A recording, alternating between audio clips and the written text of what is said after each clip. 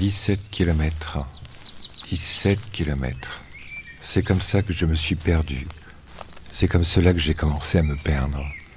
Non pas 17 simples kilomètres, mais bien 17 000 kilomètres. J'ai marché, longtemps marché, jusqu'à me perdre. Comme ça, comme un appel. Un jour que j'étais devant ma maison, j'ai été appelé. Les routes m'appelaient. C'était le sentier qui appelait mes pas. J'étouffais. J'asphyxiais de ne pas sentir la forêt. Il me fallait marcher. Marcher sans relâche. Marcher. Les murs de ma maison étaient devenus une prison. Le toit sombre que j'avais pourtant construit de mes mains semblait à tout moment s'effondrer. Et moi, m'effondrer avec lui. J'étais paysan ou bien bûcheron. J'étais pêcheur ou bien voleur. Je ne sais plus. Ce que j'étais, c'est ce que je n'étais pas moi-même. Allais-je seulement le savoir en marchant, en me perdant? Tout cela est moins sûr, mais j'allais prendre le risque de me perdre pour me trouver. Les premiers milliers de kilomètres furent faciles. Tout me semblait familier. Je me rendis compte que partout où j'allais, partout n'étaient que mes semblables, des gens pareils à moi, des paysans, des bûcherons, des pêcheurs ou des voleurs. Tous vivaient sans se poser plus de questions, guidés par le quotidien et le labeur à effectuer dans la peur du lendemain. Moi qui n'avais jamais quitté mon village, tout juste avais-je été au village le plus proche, à 5 kilomètres, comment m'expliquer que soudain j'ai eu envie de voir la forêt? De la forêt, il y en avait bien par chez moi. Le bois, le petit bois, celui-là je le connaissais. Mais ce sont les autres, ceux que je ne connaissais pas que j'ai eu envie de voir, ceux que je ne connaissais pas. J'ai soudainement eu envie de me perdre dans l'odeur de sapin, de résine et de terre, que ma vue s'abîme dans les clairières de lumière ou dans les sombres bosquets, que mes oreilles soient aux aguets du moindre craquement de feuilles, du moindre animal glissant dans les fougères. Tout cela, je croyais déjà le connaître. Il y avait un petit bois par chez moi, mais il me fallait tout oublier. Ce que je croyais connaître, je ne le connaissais pas. Il faut oublier de croire. Il faut tout oublier, arrêter de croire et vivre vraiment. C'étaient alors les idées qui me traversaient. Et pourtant, je n'ai jamais été grand sage ou grand philosophe. Vous auriez pu demander à ma mère, elle vous l'aurait dit. J'étais devant ma maison quand tout me parut étroit. Ma maison, mes vêtements, la terre qui s'étendait devant moi, elle semblait m'appeler. Elle me disait « Allez, viens, viens, laisse pour moi ta vie de misère, quitte tout ce que tu crois avoir pour moi. Viens, viens me découvrir, ôter un mes vêtements de forêt qui sentent le bois qui craque et la terre mouillée. » Elle me parlait comme ça, comme une femme sorcière, et j'y suis allé comme ça vers elle, dans ma pauvreté de l'instant. J'avais de vieux vêtements déjà usés et de vieux souliers que je n'ai plus. Elle me disait « Viens tel que tu es, je te ferai riche d'un trésor que les autres n'auront jamais. Et avec mon alliance, tu en seras le seul coffre. » Pensez donc, moi, qui n'ai jamais rien eu que ma vieille cabane, l'appel des terres, ça ne se refuse pas. Les 17 premiers kilomètres, les souliers ont tenu. Les 17 autres aussi. Les 1000 autres encore. Mais après, je me suis retrouvé les pieds nus, sans rien pour cacher la nudité de mes biens. Ils étaient là, offerts à l'air libre et à la terre, à ses caresses et à ses blessures. Sans rien pour me cacher d'elle, nous étions enfin à égalité, chacun n'ayant rien à cacher, sans autre protection que nous-mêmes, notre chair, chair des forêts ou chair organique, souffrant, peinant, en corps à corps.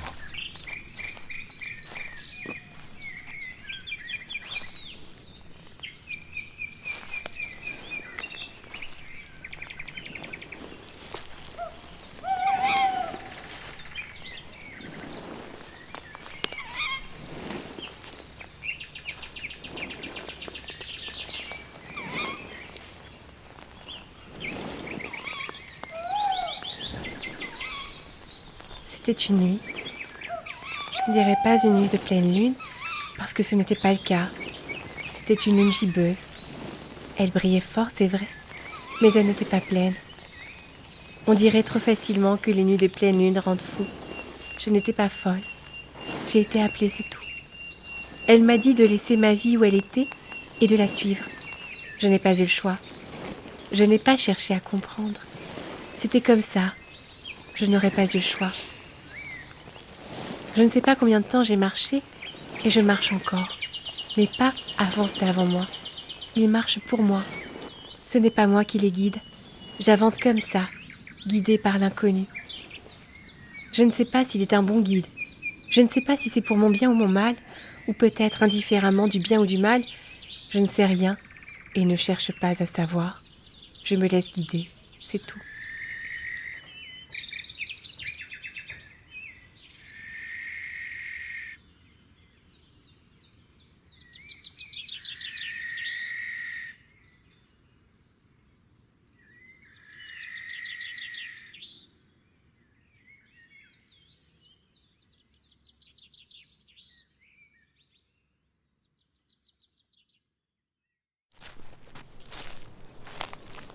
Je suis arrivé si loin que j'ai peur de ne pouvoir revenir en arrière. J'ai marché si longtemps. Je ne me suis pas demandé si j'avais mal aux pieds. Sinon, je me serais arrêté. Je n'aurais pas continué de marcher. Mais je voulais voir. Quelque chose en moi voulait voir. Il fallait que je marche, que je continue de marcher. Malgré moi, mes pieds avançaient, continuaient de marcher. J'étais un fantôme errant. N'importe qui m'aurait vu, m'aurait pris pour un fantôme. Mais je n'ai rencontré personne. Les bêtes seulement fuyaient sur mon passage. J'ai bien dû parcourir des milliers de kilomètres. Qu'est-ce que c'est des milliers de kilomètres quand on est comme un fantôme, errant, perdu? Car il faut bien le dire, maintenant, je suis perdu. Et j'ai peur. Oui, j'avoue, j'ai peur. Maintenant, à l'endroit où je suis perdu et j'ai peur. D'ailleurs, je ne sais même pas où je suis, et cela m'effraie davantage. Toutes mes craintes ressurgissent, me culpabilisent. Je me sens rongé par la culpabilité. Je ne sais pas pourquoi. Je ne sais pas de quoi je suis coupable. Mais je crois que je le suis. J'ai dû commettre une faute dont je n'ai pas la mémoire. Ou bien je porte la faute d'un autre et cela me ronge. Cela me force à avancer sans raison, à fuir.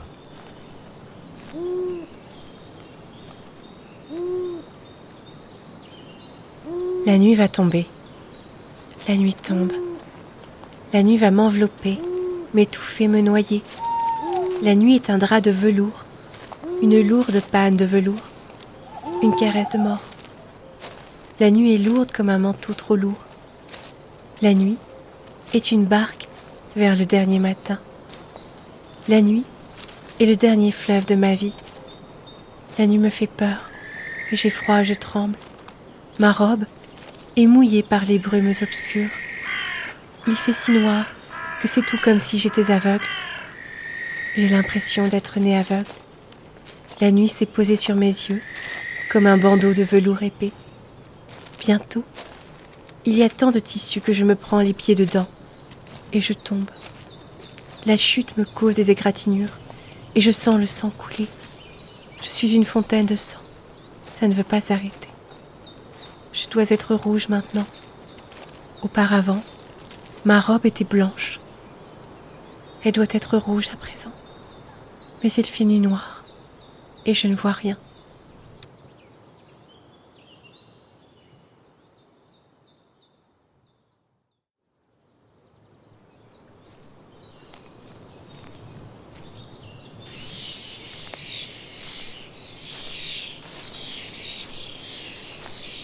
« 170 000 kilomètres. J'ai bien dû faire ça. Du moins, je crois. C'est ce que j'ai estimé. Car maintenant, là où je suis, tout est bien différent. Je ne reconnais rien. J'ai du mal à compter. Mais je dois bien me rapprocher des 170 000 kilomètres. C'est bien plus que ce que j'ai bien pu apprendre à l'école. Je n'en ai jamais appris autant. Je n'ai pas été longtemps à l'école. Il a fallu que je travaille pour gagner ma vie. Je n'ai pas appris à compter autant. Pourtant, le bois, c'était mon métier. Je crois que j'étais bûcheron. J'ai dû en couper des troncs, en planter des arbres. Mais je ne reconnais rien de ce que je vois. Tout me semble nouveau et étrange. Pourtant, tout ceci doit bien sembler familier à ceux qui vivent ici, comme mes forêts doivent sembler étrangères à ceux qui vivent dans ces contrées que je ne connais pas. L'étranger est un étranger pour l'autre, et son pays tout autant. Parfois, j'ai l'impression d'être un étranger pour moi-même. Je ne me connais plus. Je ne suis plus sûr de ce que je pense. Je ne sais plus bien qui je suis. Quand je rencontre un ruisseau pour m'y désaltérer, j'ai l'impression de ne plus m'y reconnaître. C'est un autre que j'aperçois, un inconnu qui me dévisage. Ce visage changé, cette barbe, ce n'est pas le mien. Ces traits, ce ne sont pas les miens. Ce n'est pas moi. Et puis il me semble qu'il y a derrière moi, derrière mon dos en fait, derrière le dos de cet inconnu, comme une ombre, une présence lourde et sombre, le poids du remords, la faute. Et ça m'empêche de dormir. Alors je marche pour l'oublier et la fuir. Et je ne dors plus. Je marche jour et nuit. Je me suis fabriqué des souliers avec des écorces trouvées, des lianes, des lierres, et puis je les ai usés aussi. Je me suis de nouveau retrouvé les pieds nus et noirs, mais il me fallait me les cacher. Je ne supportais plus de les voir. Là, il faut que je me repose. Je n'en peux plus. Tant pis si les bêtes sauvages me dévorent. Et la nuit commence à tomber, encore, une nouvelle fois. Toujours. Cela ne s'arrêtera-t-il jamais? C'est ainsi, c'est sans fin. Toujours un jour, toujours une nuit. C'est maintenant la pénombre. Je n'aime pas la pénombre. C'est un moment incertain où les angoisses se font plus grandes encore, immenses comme des ombres. Là, il faut que je me repose.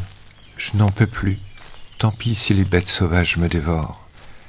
Et la nuit commence à tomber, encore, une nouvelle fois.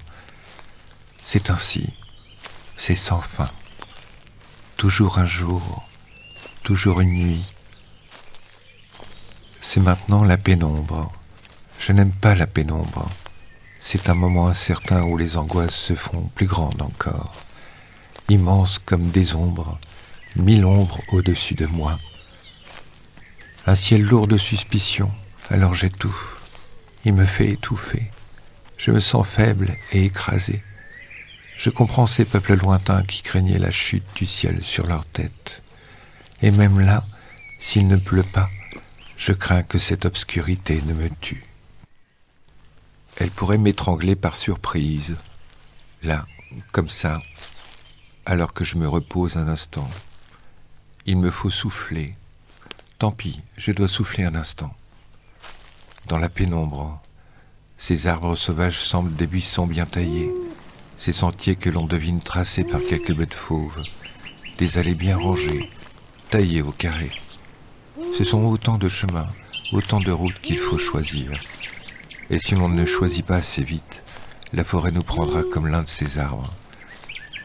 Tous ces buissons, ces arbres que l'on voit, je ne sais plus, ne sont que de pauvres airs comme moi. Voilà 2 chemins qui s'offrent à moi, je ne sais lequel choisir. Il faut faire vite, il faut choisir.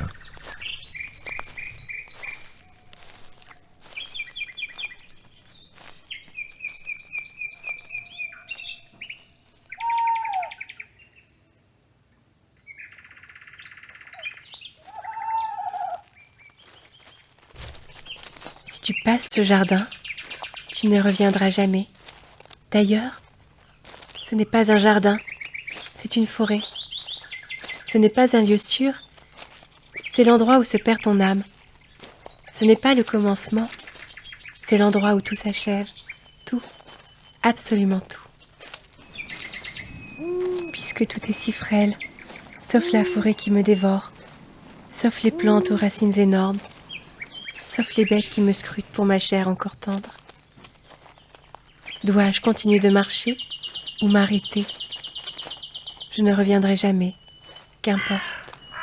On ne revient jamais d'où l'on vient. Et si on le fait, on ne revient jamais tel qu'on est parti. On est changé. On n'est plus le même. Rien ne sert donc de rester, tu le sais bien. Impossible de l'ignorer. Si tu passes ce jardin, tu ne reviendras jamais. D'ailleurs, ce n'est pas un jardin, c'est une forêt. Ce n'est pas un lieu sûr, c'est l'endroit où se perd ton âme. Ce n'est pas le commencement, c'est l'endroit où tout s'achève, tout, absolument tout.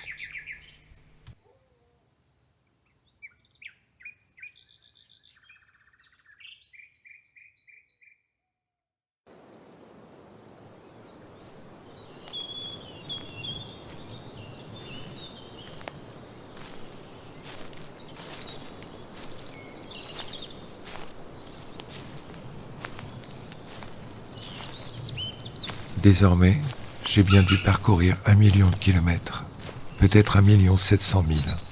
1 700 000. Désormais, je dois m'arrêter même si des spectres aux ongles acérés me griffent le dos et me forcent d'avancer. Je ne sais pas ce que j'ai fait.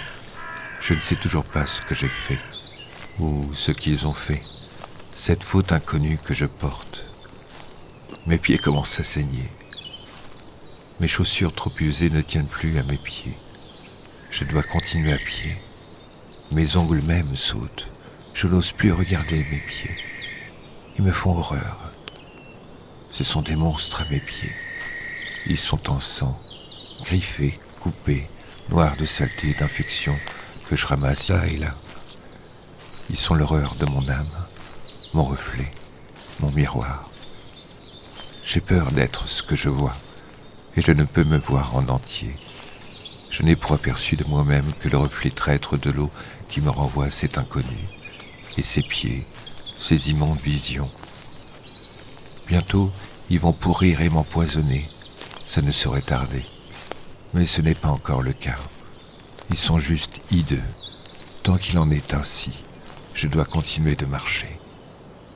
J'ai mal au dos, je suis sûr que dans mon dos sont des griffures. Les arbres, les branches, que sais-je, les harpies, ce sont des griffures profondes qui vont jusqu'au cœur. Je ne dois pas m'arrêter, me reposer, m'endormir. Ici, les bois ne sont pas sûrs et je risquerai de me faire dévorer par quelques bêtes qui passent. Je ne dois pas dormir, je ne dois pas dormir, je ne dois pas dormir. Il ne faut pas.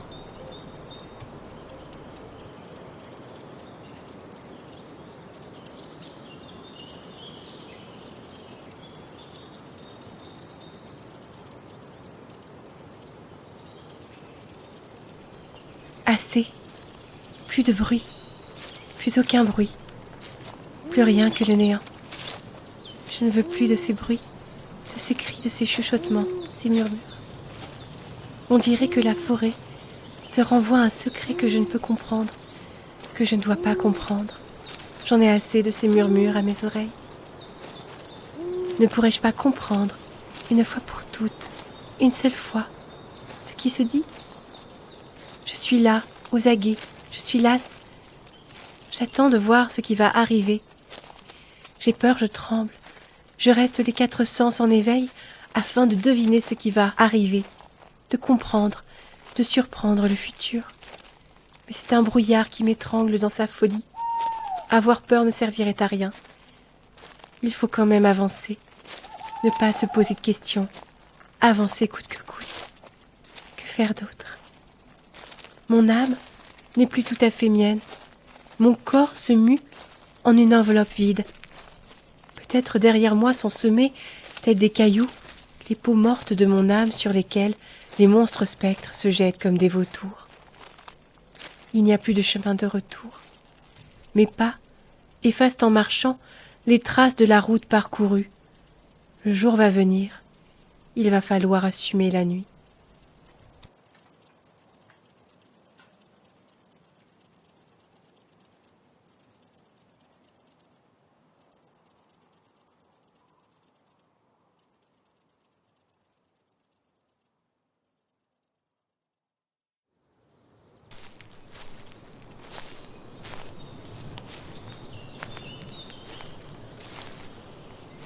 Je ne compte plus, ça n'a plus d'importance. Plus rien n'a d'importance. Il faut juste voir et retenir. À cet endroit, les forêts étaient boisées comme en Europe, mais l'air sentait la poussière et le temps. On aurait dit les forêts de la petite Bretagne. Le moindre rayon de soleil donnait cet aspect irréel qui effraie tant. L'eau, d'ailleurs, qui coulait en petits ruisseaux calmes, semblait plus claire et limpide qu'ailleurs. D'ailleurs, elle ne coulait pas normalement comme ailleurs. Elle semblait chanter, ensorcelée. D'ailleurs, je crois que je me suis perdu. Ça fait 3 fois que je passe devant le même arbre avec la même rivière bordée de fleurs qui coule à côté. On pourrait croire qu'une Ophélie s'y est noyée. L'air est étrange. Il ne sent pas comme d'habitude. Enfin, par tous les lieux que j'ai déjà vus, les lieux sentent ce qu'ils sont. Mais ici, les lieux ne sentent pas ce qu'ils semblent. Ils sentent la séduction. On ne sait plus si la sauge, la violette, sentent bien ce qu'elles sentent. On est perdu, troublé. Je suis perdu. Je suis troublé. Tout, ici, pue la trahison, la fourberie. C'est comme si le décor, comme une toile peinte, allait tomber d'un instant à l'autre et révéler des ruines et des cadavres en décomposition. On ne sait plus si la violette sent le printemps ou si elle sent la charogne. Mon esprit, mes sens ne savent plus rien. Soudain, il y a une biche blanche devant moi. Elle est là et me regarde. Elle ne fuit pas comme elle devrait fuir, comme elle le pourrait. Est-ce encore mon esprit qui me trompe ou la chaleur du soleil depuis midi? Mais je sais, tout ça me dit quelque chose. Je connais ce conte. On me l'a raconté quand j'étais petit. Je ne suis pas ici pour me perdre dans un conte. Je veux la réalité. Tu entends, réalité? Je veux la réalité. Je te veux. Fais disparaître tous ces contes de papier, ces chimères. Je n'ai pas le choix. Il faut que je la suive. Elle ne me laissera pas en paix tant que je ne la suivrai pas. Et après tout, pourquoi ne pas la suivre, elle, plutôt que la route? D'un sens comme d'un autre, je ne sais pas où je vais, alors qu'importe. Elle me conduit hors du sentier de la route, enjambant les buissons et les ronces feuillues mieux que moi, si bien qu'elle me dépasse de plusieurs lieues. Elle tourne la tête vers moi de temps à autre pour voir si je la suis. Et si je m'arrête, elle s'arrête. Soudain, les ronces laissent place à l'ombre d'un château. Un château tout blanc. L'ombre lumineuse du soleil, un de ses rayons, que sais-je, une apparition, un mirage. Car rien ne pourrait motiver les hommes à construire de pareils édifices en de tels lieux. Peut-être va-t-il disparaître d'un instant à l'autre, et la biche blanche avec lui. J'ai peur qu'il disparaisse si un nuage gris masque les rayons du soleil parmi lesquels il semble flotter. Je marche plus vite encore. Je cours presque. Je ne sais pas pourquoi, je tiens absolument à ce que ce château ne disparaisse pas. Il m'attire, quelque chose m'attire. Je suis comme aimanté par les yeux de l'animal, et à cet instant je me sens presque serre. Serre au service d'une puissance qui me dépasse. Mais quoi? J'ai plus que des guenilles sur moi. Je marche pieds nus sur des souvenirs de semelles. Suis-je un prince pour elle? Moi qui ne suis même plus un être humain. C'est ça, je suis un animal. Encore bipède, plus pour longtemps. Il s'en faut de peu pour que mon crâne soit percé par des bois longs et solides, comme 2 arbres courant dans ma tête. Il s'en faut de peu que mon corps soit trop lourd à porter sur mes 2 jambes, et que l'égal emploi de mes bras au sol lui donne plus de grâce et d'agilité. Comme elle, quand elle enjambe les ronces, quand elle danse en se déplaçant, car elle ne marche pas, elle saute, elle tourbillonne, elle survole la terre. Mais elle est tout le contraire de moi, lourde masse épuisée qui traîne ses pieds au sol comme des chaînes. J'entre dans le château. Il semble le parfait reflet de son extérieur. Il est le miroir de ce qui l'entoure. Tout y est simple, mais de bonne qualité. Beau mais vrai, tout me rappelle l'homme simple que j'étais, l'artisan amoureux des belles choses bien faites, des couteaux bien taillés et utiles. Tout y est pensé et rien n'y est en trop. Alors la biche se change en femme. C'est une très belle femme, simple comme ce château. Elle n'ouvre pas la bouche, mais je sais ce qu'elle dit parce que j'ai regardé ses yeux. Elle me dit « Je te prendrai pour mien si tu accomplis ce que tu as à faire. Va jusqu'au bout de la route et tu me trouveras.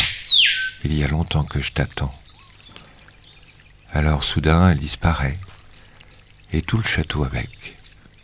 Je me retrouve allongé au milieu d'un sous-bois, une trace de feu éteint sous moi. Je pense alors qu'un autre, mon double, aurait croisé un autre château plus beau, plus riche, plus encombré de superflu, de poudre, et qu'une sœur fausse de cette femme biche lui aurait dit à mon autre qu'elle le voulait aussitôt pour époux, à la condition peut-être de lui rapporter tout ce que la forêt fait de luxe, en d'autres termes, la piller. Mais ce n'est pas moi, je ne suis pas lui, je ne pille pas la forêt, je la traverse, je la respecte, je ne fais que passer. Quand il m'est possible, j'efface les traces de mon passage. Je suis un fantôme pour elle, elle me voit à peine, et pas plus que les habitants, ses protégés, je ne prends plus qu'il ne m'est permis. Car les jours de diète sont plus présents que les jours d'abondance. Cette femme biche, je la reverrai peut-être au bout de ma route, et je saurai que je suis arrivé. Quant à l'autre, mon double, s'il a choisi de s'arrêter chez elle, il verra que tout se mettra à brûler, et que l'abondante nourriture viendra à manquer. Tout sera vide autour de lui. Et il ne saura plus rien faire, même pas repartir.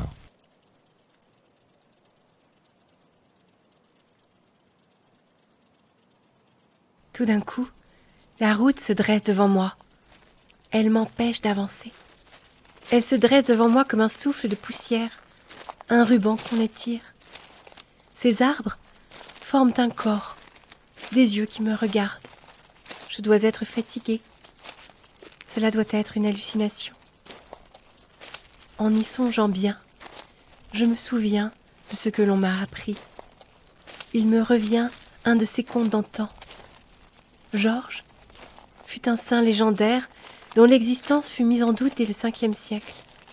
Il serait né en Orient. Cependant, son culte est toujours resté vivace en Grèce et en Russie. Les croisades contribuèrent à le diffuser en Occident, où Georges devint un des saints patrons de Gênes, Venise et Barcelone. Les croisades contribuèrent à le diffuser en Occident, où Georges devint un des saints patrons de Gênes, Venise et Barcelone, puis celui de l'ordre teutonique et le saint national de l'Angleterre, où il remplace dans ce rôle Édouard le Confesseur. Sa bannière sera celle du peuple anglais. En outre, Saint Georges fut dans toute la chrétienté le saint patron des chevaliers. Né en Cappadoce de parents chrétiens, Georges était officier dans l'armée romaine. Un jour, il traversa une ville terrorisée par un redoutable dragon qui dévorait tous les animaux de la contrée et exigeait pour repas 2 jeunes gens tirés au sort parmi les habitants. Quand Georges arriva, la fille du roi fut désignée par le sort. Georges engagea avec le dragon un combat acharné, et c'est avec l'aide du Christ qu'il finit par triompher. La princesse fut délivrée, le dragon seulement blessé, désormais, lui resta attaché comme un chien fidèle. Plus tard, Dioclétien le persécutera. Ni le feu ardent, ni l'eau bouillante, ni la roue qui broie ne vinrent à bout de son souffle. La décapitation sera son dernier trépas sur la terre palestinienne. Comme lui, je porterai la bannière blanche à croix rouge. Comme je n'ai pas d'autre drap que ma robe, elle sera ma bannière. Une bien piètre bannière, à vrai dire, tachée de sang et de boue. C'est mon sang, mêlé à la boue, qui fera office de croix rouge. Je me porterai, et mon corps drapé de sang sera ma bannière. La route sinueuse s'élève soudain et devient dragon. Comme si j'étais 2, elle veut me dévorer. Que lui faudra-t-il demain ? Il y a longtemps que personne n'était venu par ici. Je suis la première depuis bien longtemps. Je suis à ses yeux verts, digne d'être une fille de roi. J'ai rencontré le dragon rouge serpentueux. Et comme c'est une femelle, et qu'il n'y a pas mieux qu'une femelle pour dompter une femelle, de mon corps bannière, je la dompte et la fais docile. La bête se calme. Je l'attache à moi, mieux qu'une tendre chienne. Désormais, je reprends la route, elle, fidèle à mes côtés, sous mes pas. Je sais bien que mes pas te blessent, mais mes pas sont autant de dents que l'on plante dans la terre. Ils te fertilisent, ils te fécondent. C'est une morsure, un baiser, qui fera renaître ta forêt après mon passage. Adieu ma route, je t'embrasse.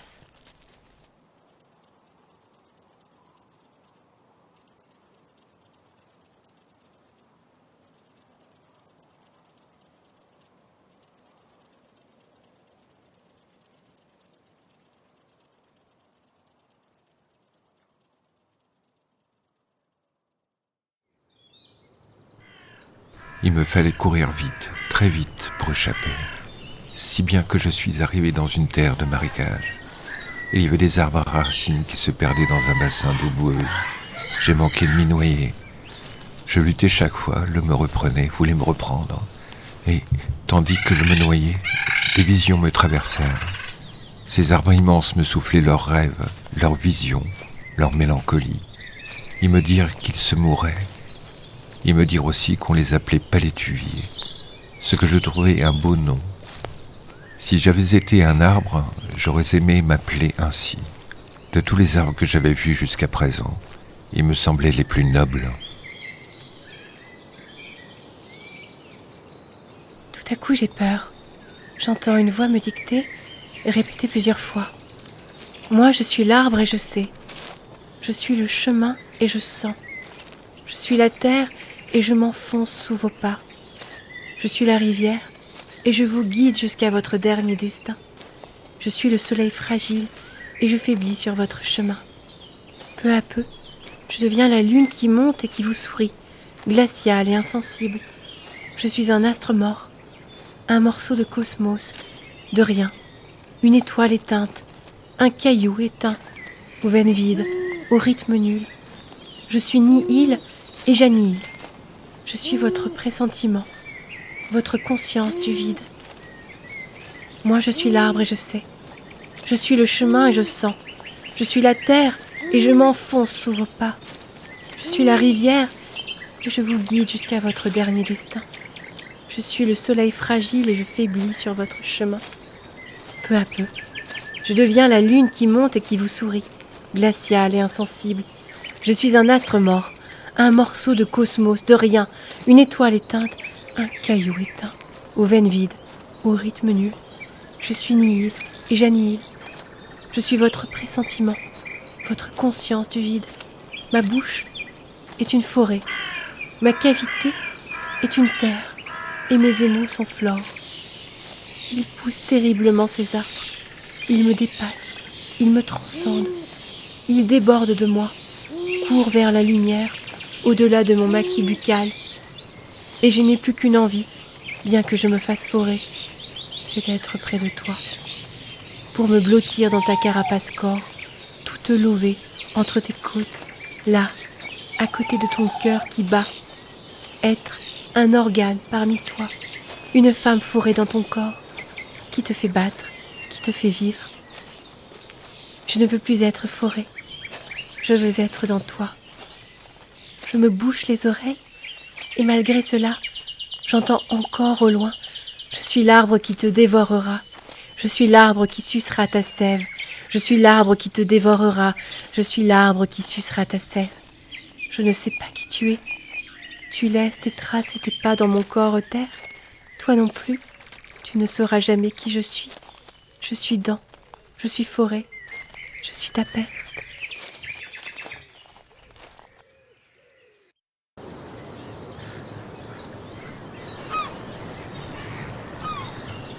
L'eau m'entraîna loin, très loin, tandis que je me réveillais de ce demi-sommeil qu'est la noyade, alors que les racines, comme les bras de femme, créatures sirènes des marécages profonds, pour l'Ulysse que j'étais, me retenait dans cette eau boueuse comme un prisonnier.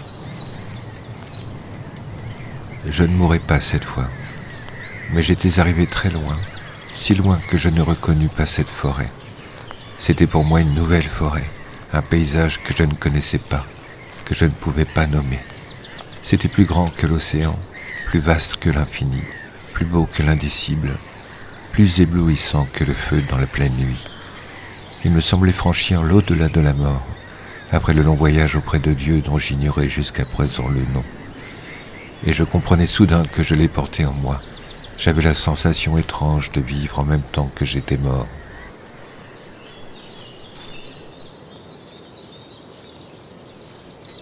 Il nous faut vivre ce que l'on a à vivre. Restez encore un peu. Même si vous vous ennuyez, si vous vous endormez, par pitié restez. Ne me laissez pas seule. J'ai besoin de vous. Non, ne partez pas, je vous en supplie. C'est une vision étrange que je ne saurais nommer, car je n'en ai jamais vu de par mon passé. C'est une grande salle, emplie de chaises. Elles sont toutes occupées par des gens qui me regardent, et je leur raconte une histoire insensée, que je vis et que je crois rêver, tandis que je rêve et que je crois le leur raconter. Oh, je suis si folle, si seule, si désireuse de parler à quelqu'un, que j'en fais des rêves étranges. Il y a combien de parties déjà ? Il y en a 12, comme les heures. Encore, pas tout de suite. Laissez-moi encore un peu de temps pour que je puisse parler. Je n'ai pas encore dit tout mon texte. Si je pouvais encore parler, je dirais « Laissez-moi encore un peu de temps pour vous raconter. Si vous me laissiez le temps que je requiers, voici tous ces mots qu'il me semble ne pas avoir appris et que je dirais « C'était ma route. » Les pieds gonflés, prêts à exploser, à imploser dans les chaussures, là, comme deux boulets qu'on ne pourrait lancer, ils sont lourds et profonds dans la terre. Ou bien est-ce la terre qui se fait profonde sous eux ? Ils sont notre tombe peu à peu. C'est là, là que va s'arrêter mon chemin. C'est là, ici que s'arrête mon chemin.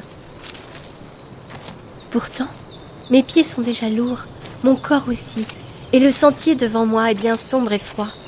Ma peau fera un parfait fort beau marbre, le derme diaphane, trop délicat pour ne pas dire exsangue. Ma peau est de la porcelaine, messieurs, on y verrait à travers. Mais approchez-vous, venez voir. À moins que vous n'osiez pas. À moins que vous n'existiez pas. Il n'y a personne ici. Ce ne sont que des fantômes, des ombres de ton imagination. Personne ne te regarde, plus personne ne veut te voir. Qui intéresserais-tu d'ailleurs ? Pas les spécialistes des papillons ou des belles fleurs. Tu n'as d'eux que l'éphémère beauté. Beauté de mort, masque flétrissant. Masque flétri, pourriture, oui. Déjà tu vis que tu pourris, c'est comme ça. Tout en toi est fait pour se décomposer sitôt que tu es né, sitôt que l'on t'a créé. Alors meurs, jolie fleur, et surtout, avance.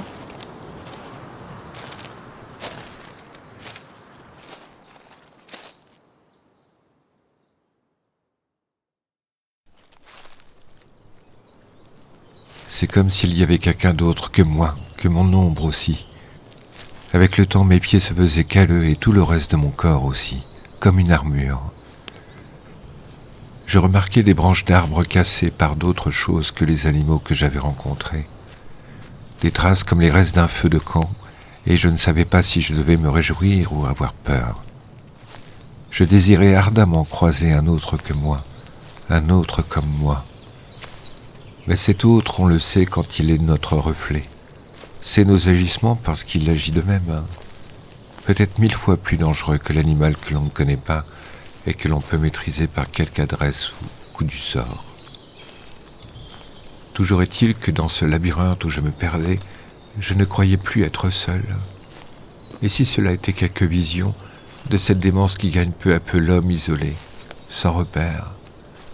Je rêve parfois si fort d'avoir une femme dans mes bras qu'il m'arrive de la voir parfois, de la deviner au loin comme un songe malin. Elle est trop loin pour que je puisse la toucher. Elle est même trop loin pour que je puisse seulement deviner son visage.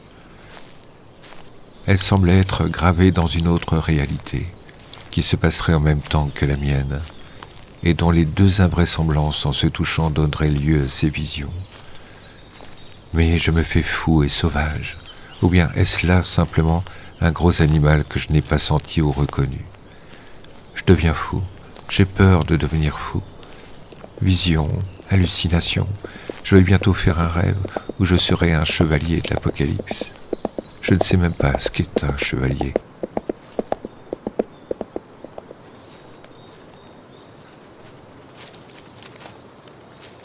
Je me suis couchée dans les fougères comme sur un lit pour me préparer au lit qui sera bientôt le mien. Il me semble qu'au-delà de ma tête, il y a un chemin qui a été tracé et il me semble également qu'à mes pieds, il y a ce même chemin qui se prolonge. Je vais fermer les yeux et voir si la mort m'emporte, si en les ouvrant, je ne suis pas ailleurs que dans ce labyrinthe. C'est que la mort rôde ailleurs, que ce n'est pas le moment, qu'elle me prendra tout à l'heure.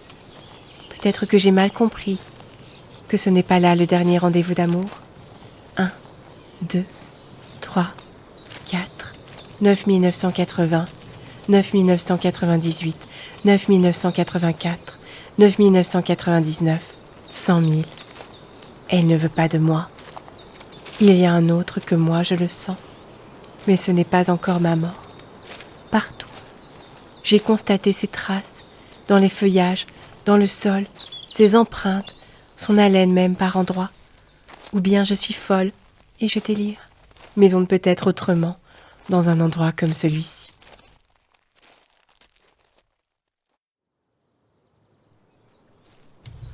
Mais je suis fou. Ce sont mes pas au sol. Ce sont mes propres pas. Je ne fais que tourner en rond dans ce coin de forêt. Cet arbre que je vois, je le rencontre pour la 3e fois. Ces herbes couchées au sol doivent être l'œuvre d'un quelconque animal. Il n'y a personne d'autre ici. Il n'y a personne d'autre que mes propres peurs. Il n'y a rien ici. Rien ne pousse et rien ne vit. Bon sang, je le sais bien. Il n'y a personne d'autre que nos propres peurs.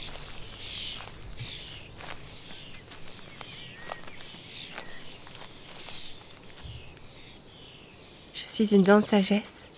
Je suis une dent de sagesse. Je suis une dent de sagesse. Je pousse, je sors, je vis. Je ne demande qu'à croître et à m'accroître, à me multiplier comme mes semblables. Je tire, je saigne, je m'enracine et je mâche. Je suis une folle en marche, blanche et pure comme une vierge le jour de ses noces, qu'une robe de chair enveloppe, blanche et belle, émaillée. Je suis la sagesse incarnée. Je suis une folle en marche, blanche et pure comme une vierge le jour... Je suis une folle en marche, blanche et pure comme une vierge le jour de ses noces, qu'une robe de chair enveloppe, blanche et belle, émaillée. Je suis la sagesse incarnée.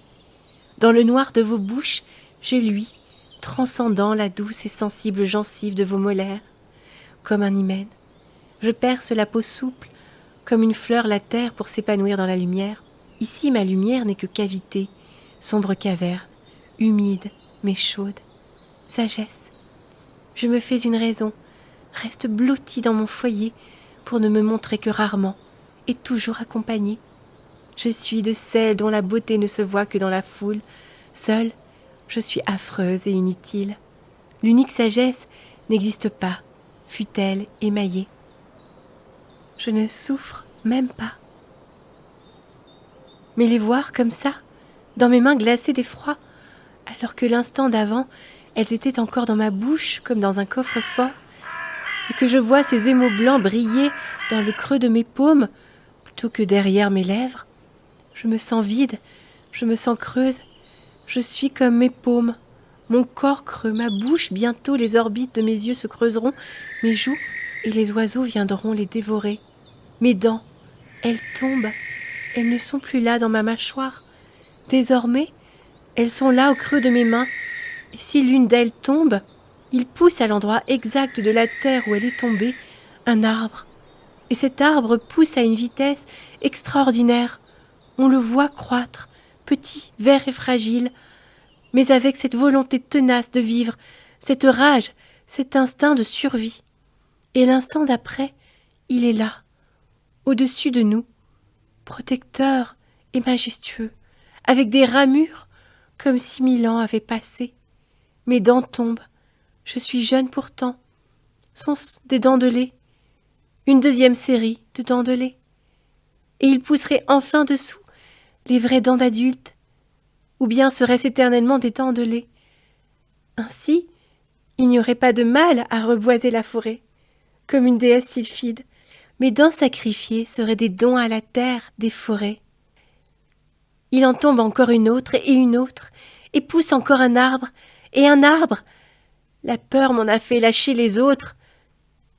Recueillie dans ma main, et voilà qu'à l'emplacement même de cette clairière, là où le soleil clair perçait l'instant d'avant, règne la fraîcheur ombragée d'une douce forêt, qui sent encore le bois vert, mais dont l'écorce est déjà dure comme une résine sèche. Ma fille forêt, car tu es bien ma fille. J'ai enfanté une forêt, je suis mère déesse d'une forêt. Cette clairière est mienne, je l'ai enfantée. Un jour j'y reviendrai pour m'y reposer, m'y étendre une dernière fois, et mourir parmi les miens, qui eux aussi auront bien vieilli. J'y reviendrai quand j'aurai fait le tour de cette forêt, quand mes pieds seront usés, quand j'en serai sortie, et quand la force des choses m'aura contrainte à y revenir, parce que ce sera ma place, et que je n'aurai plus ma place ailleurs, que ce sera ici mon pays, et que je devrai y mourir, y ayant laissé le sang de l'intérieur de moi-même. Mais que je suis bête, je suis seule depuis si longtemps que je délire. Je me sens si seule. Pitié ou par pitié, qu'il vienne quelqu'un. Faites que quelqu'un vienne qui soit autre qu'une bête, qu'un arbre ou un rocher. Je ne veux pas mourir seule. Je suis si lasse de marcher et n'ai pour seule compagnie que mes propres peurs. Je l'appelle. Il viendra, un inconnu bon ou mal, mieux que la solitude pourvu qu'il soit là. Je le murmure encore une fois, j'invoque. Je ne veux pas mourir seule.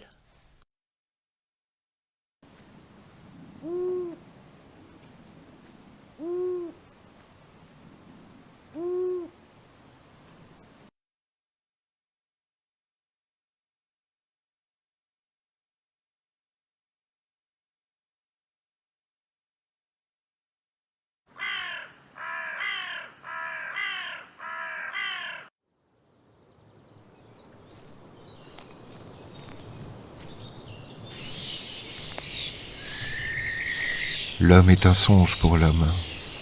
Je me cachais dans les souterrains de ma vieillesse, ma peau flétrie par le soleil de midi. Jamais encore je n'avais vu pareille lumière. Et telle une ombre, je recherchais l'obscurité apaisante des profondeurs. Je me faisais moi-même gouffre pour pouvoir me réfugier dans ces endroits inconnus de ma personne, et ainsi faire de nouveaux connaissances avec cet inconnu que je suis. L'hiver déjà paraissait loin. Il me restait un peu de chemin à parcourir. Je sentais en moi quelque chose rouillé, et la machine que je portais, celle qui me composait, faite de composants électroniques et sensibles, qui commençait à peser. Je ne savais pas si j'allais pouvoir la porter encore longtemps. Un jus rouge-orangé s'échappait de mes narines, de mes yeux parfois, et de ma peau, si je me coupais. Alors quand je le fixais un peu, je me sentais partir avec lui. J'étais ce liquide évanescent qui s'en allait. Au fond, je n'étais pas grand-chose d'autre qu'un passant sans grand-chose à passer. Une feuille encore verte sur ses bordures vint se poser à mes pieds tandis que je marchais. À sa vue, un sourire vint marquer le coin de ma bouche et la mimique se crispa encore après, gravée dans mes rides asséchées. Dans cet hiver de ma vie, elle annonçait qu'un printemps était encore possible. Que tant qu'il me restait sur le squelette une dentelle de verdure, le printemps pour moi comme pour elle était encore envisageable. Je regardais au-devant de moi jusqu'au bout de l'allée, et je ne sus pas s'il fallait le prendre pour de la peine ou de la joie. L'allée n'était pas si longue que ça. Allons, me dis-je, continuons donc de marcher. Nous verrons bien après. C'est une brume perdue où j'avance. C'était le pays des brumes, des marécages pestiférants, semblaient bouillir d'une étrange manière. L'air lourd écrasait mon âme. Comme en songe, tandis que je marchais, depuis 1000 lieues déjà dans cette atmosphère, une vision de plus me vint. Cette vision était particulière. Car si par les chemins, j'avais vu des arbres de toutes sortes, plantes de toutes formes et bêtes de tout poil, jamais homme n'avait encore rencontré. Celui-ci avait pour peau une armure, pour face un aume et pour jambes un destrier. Je ne sus si j'eus plus peur pour moi que pour lui-même, mais des paroles alarmantes sortirent de mes lèvres humides comme d'un autre que moi. Il me semblait sur l'instant être pénétré de l'âme d'un de ces esprits des marécages qui rôdent en attendant d'être cueillis par le premier animal qui passe et comme le diable en ses hôtes, s'en servir de porte-parole pour le jeter ensuite vide et reprendre sa route. Chevalier, ces brumes perdues que voici. D'aucuns dit par ces contrées, si vous y aventurez, jamais n'en sortirez. Or, chevalier, m'y voici déjà. Cette brume qui m'entoure, c'est moi. À cela, il me répondit. Je le sais, damoiselle, et c'est pourquoi je viens vous avertir. Je ne suis pas un. Regardez donc mieux mon allure. Alors je vis en effet qu'il n'était pas un, mais une armée de chevaliers. Tous, à l'armure plus brillante les uns que les autres, comme des anges dans cette brume sauvage, tous identiques à lui, si bien qu'il ne me semblait être qu'un. Si par mon enfance on m'avait raconté cela, et je ne savais en l'instant si je m'en souvenais, si par ailleurs j'avais eu une enfance, ou bien si telle une réminiscence, je l'avais toujours su, je leur aurais répondu. Je l'ai vu. Je lui ai demandé qui il était, et il m'a répondu cela. Moi, je suis ta mort. Je vais de château en château l'annoncer, et je rencontre toujours en chemin ceux à qui je dois l'annoncer. Bientôt, la tienne viendra. Et derrière, voici mes gens. Il y a beaucoup de courtisans qui espèrent mes faveurs. Je viens annoncer ta mort prochaine. Alors c'est que je vais mourir. Évidemment. Que croyais-tu? Tu n'es pas immortel. Bien sûr, je le savais. J'ai perdu mes dents, en vrai ou en rêve, je ne sais plus.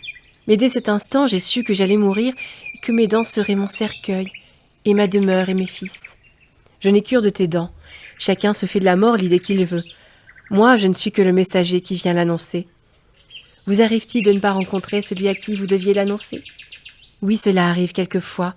Dans ce cas, c'est une mort par surprise, car la mort trouve toujours avant moi ceux qui se cachent ou se perdent.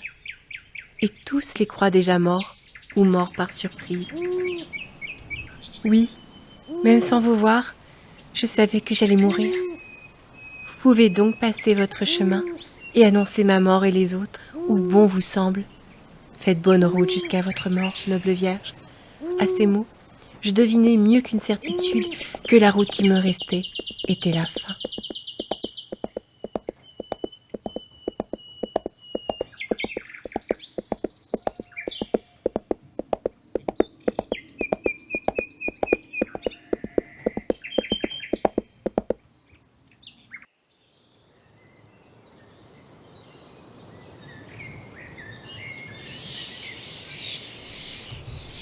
Il y a sur cette route des troncs d'arbres morts, tant et tant que ça me fait peur. Ces arbres me font peur. Autour d'eux, il n'y a rien d'autre, c'est le désert. En réalité, il n'y a rien, c'est le vide, l'absence complète, une forêt de sable. Alors dès que je vois un arbre, ses restes, je me précipite vers lui, à la fois terriblement heureux et terriblement effrayé.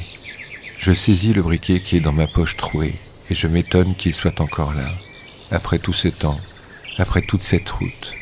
Mon briquet est toujours là. C'est un compagnon fidèle que j'ai trop souvent délaissé. Et maintenant il est là et m'aide à me réjouir après tant de pas. Je le saisis et j'allume ce reste de vie. Ce cadavre d'arbre mort est sec comme une momie, et je l'allume. Et quel spectacle! Cet arbre dans le désert est plus beau qu'une femme qui danse. Un mirage, une orgie tout entière pour mes yeux. Cet arbre mort au milieu du désert revit et me fait revivre. Alors je ris et je danse. Je suis 1000 convives à un bal. Je danse et je célèbre cet étrange spectacle d'illusion au milieu de nulle part.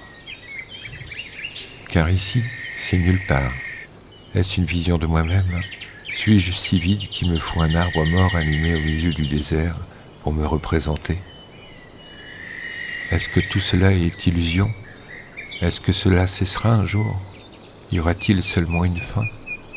Oh, comme je le désire, comme je désire qu'il y ait une fin après ce cauchemar infini, après tout ce que j'ai vu, ces remords qui m'ont suivi, ces angoisses, et le ciel qui aurait pu des millions de fois me tomber sur la tête.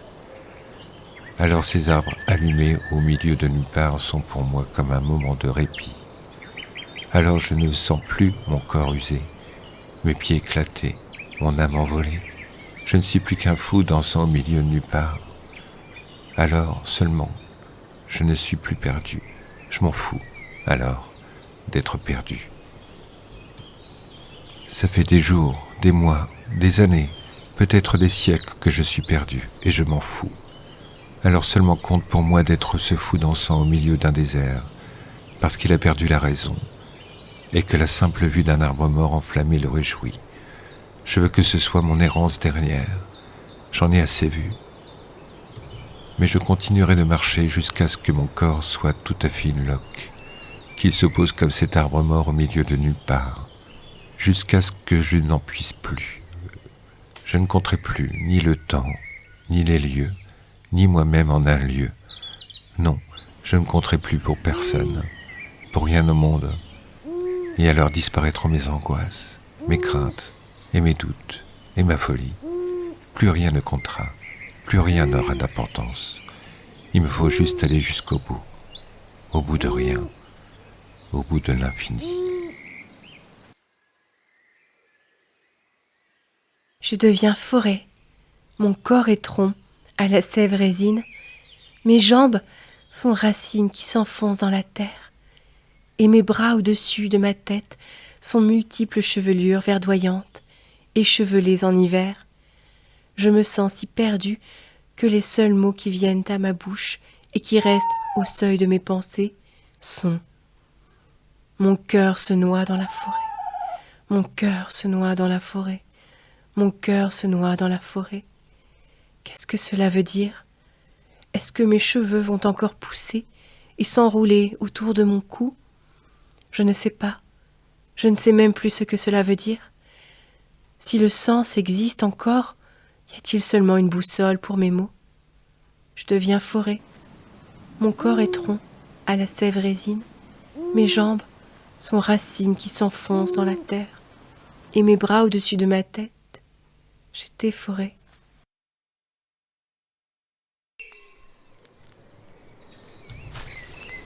Ça y est, je sens que c'est la fin, l'épuisement. Quand on a marché tout ce qu'on avait à marcher et que les pieds ne veulent plus avancer.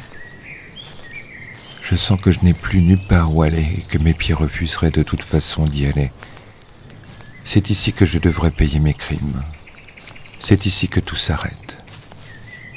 Quel crime ai-je commis ? Je ne sais plus. Peut-être seulement celui d'avoir vécu. En tout cas, il faut que je le paie. Toute vie sur terre se paie. Rien n'est gratuit. Tout est utile. Nous vivons pour servir la vie, et la mort se sert de nous. Mes pieds usés, voilà ce que je lui offre à la mort.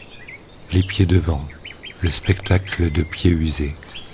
Des pieds en lambeaux, secs, cornés, ensanglantés.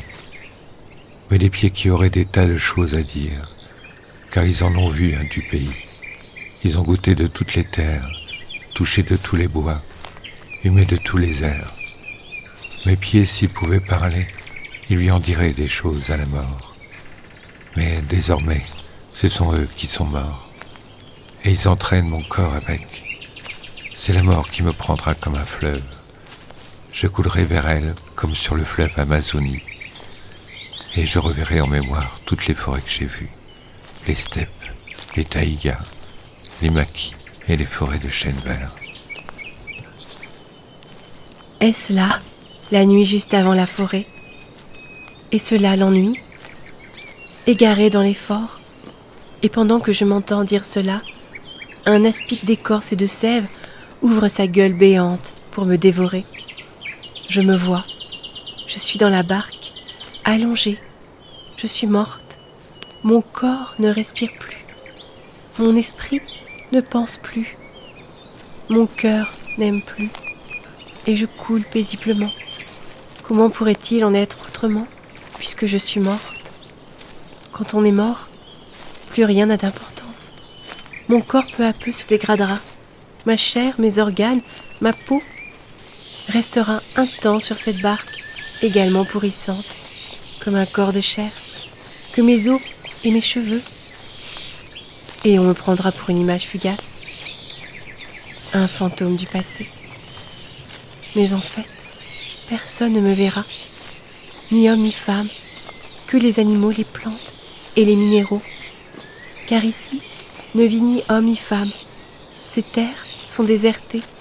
Ces terres sont trop dures pour les hommes, trop arides.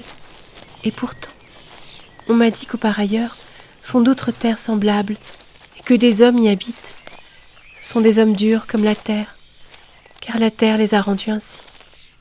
Enfin, je peux dire, les pieds gonflés, prêts à exploser, à imploser dans les chaussures, là, comme deux boulets qu'on ne pourrait lancer. Ils sont lourds et profonds, dans la terre, ou bien est-ce la terre qui se fait profonde sous eux? Ils sont notre tombe peu à peu. C'est là que va s'arrêter mon chemin. C'est là, ici, que s'arrête mon chemin. Car ici s'arrête mon voyage. Pour moi, rien n'est jamais acquis, ni la vie ni la mort. Nous redeviendrons forêt,